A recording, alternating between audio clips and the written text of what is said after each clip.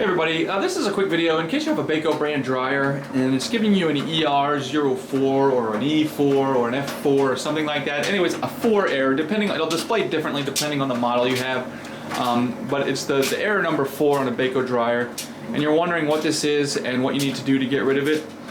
So basically what this is that the thermostat that tells the temperature, senses that the door temperature has exceeded 60 degrees Celsius, which is for its how it functions is too hot. So it's this is basically an overheating error.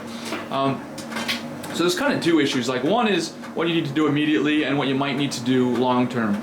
So if you have if you get the 4 error, all you really need to do in the short term is just turn the dryer off and let it cool down. And once you let it cool down, you should be able to run it again, and then you should be fine. Like, maybe if you were overusing it, it might be overheating.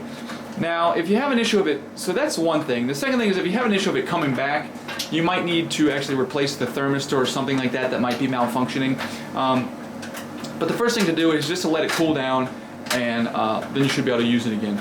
So anyways, hope this video helped. Thanks a lot for watching. Have a great day.